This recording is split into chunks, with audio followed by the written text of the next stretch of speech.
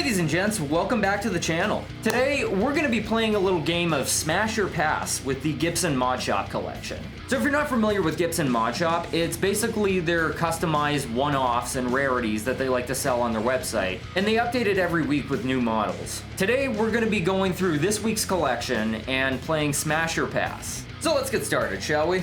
Okay, so we have a pretty interesting lineup for this week, it looks like. This is going to be fun going through them all. So first up is the Les Paul Standard 50s in Cobalt Mist. Let's take a look at that. Okay, it's actually a nice shade of blue there. Nice. Not bad. Nice. Got that old ridiculously bowed headstock angle that Gibson's known for. So what are the specs like on this? Les Paul, maple top, cellulose. Yeah, it looks like a pretty glossy finish. I don't know. 50s vintage, that's a pretty comfortable neck profile. 12 inches, that's also a pretty comfortable fretboard radius. I tend to stick with 10s to 16s. Medium jumbo frets, glued in set neck. Got the old rosewood fingerboard. Also, we've got custom burst buckers in here. That's pretty nice. So from what I hear, they're kind of similar to the Epiphone custom buckers that were in the Epiphone Les Paul Custom that I reviewed earlier, except they're a little bit brighter. So I imagine the tone is pretty awesome on this. I'm gonna go with a smash on this one. It's got burst buckers, it's got a really nice shade of blue for the finish, and I kind of like the chunkier neck profiles, so 50s vintage would probably be more up my alley. Okay, moving on to the ES335 Red Gold Sparkle. Let's take a closer look here. Yeah, I see the red, but not a lot of the gold. The more gold would be nice.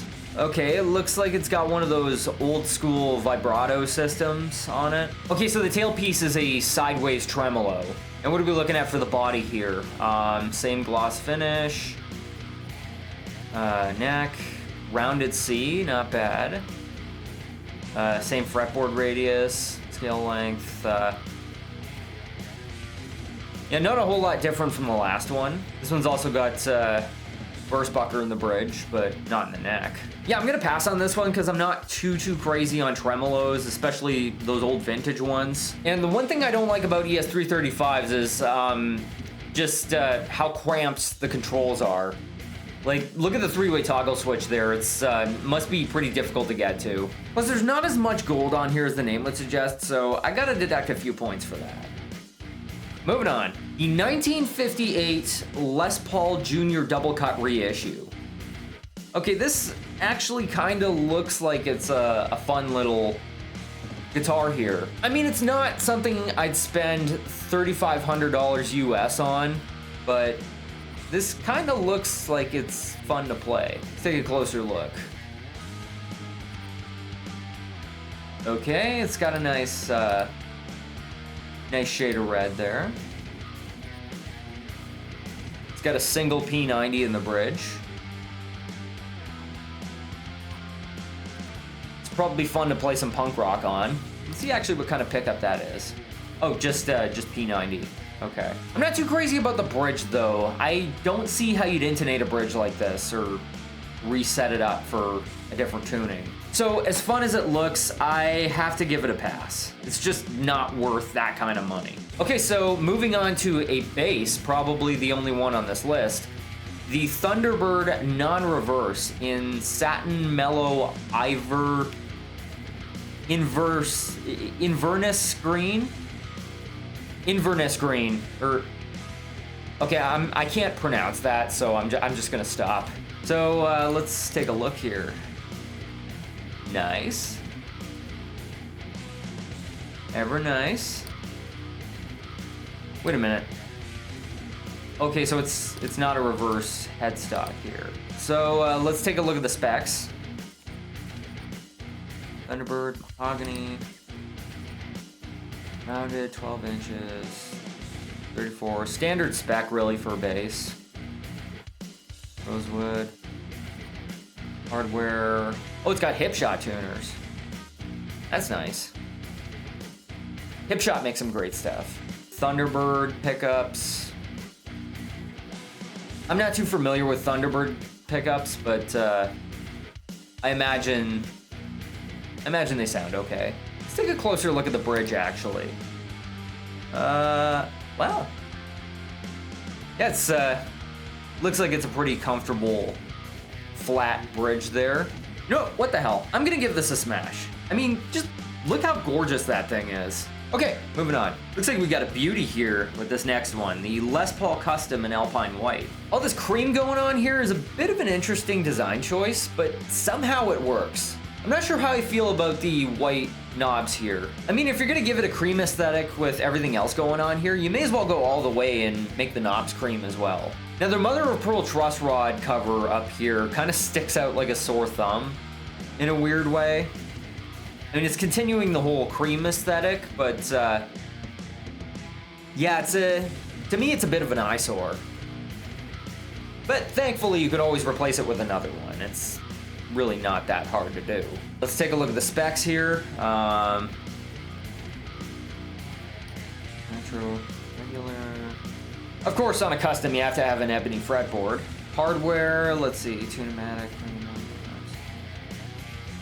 electronics, ooh, Burstbucker 3s and Burstbucker 2s. This thing must sound amazing.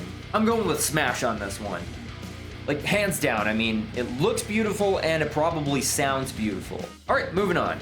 Les Paul Standard 50s, bright gold top. This actually looks really nice. It's like an old, rustic gold kind of aesthetic here. Nice dark red or dark brown back to it. Not bad at all. Let's actually take a look and see what kind of pickups those are. Electronics. Oh, Burstbucker 61 and Burstbucker 1. So not too shabby. Oh, so it is lightly aged. I had a feeling. Okay, just from the look of it alone, I'm going with smash. I mean, that is just a classy look. All right, moving on. Les Paul Custom, Beauty in the Beige. That's actually a really nice color scheme on there. It's got that, like, kind of olive-ish brown tint. And the white binding, it kind of works, to be honest. It's got the 490R and 498T, which is kind of similar to the old SG I used to play on, so there's a bit of that familiar feeling to it. Neck actually looks pretty comfortable. Even though the neck's a gloss, it kind of looks like a very comfortable gloss. So yeah, I'm gonna go with smash on this one as well. I mean, this is a nice looking one, and it's probably really comfortable to play on. Okay, moving on. Okay, Les Paul Standard 50s P90 in Toasted Root Beer.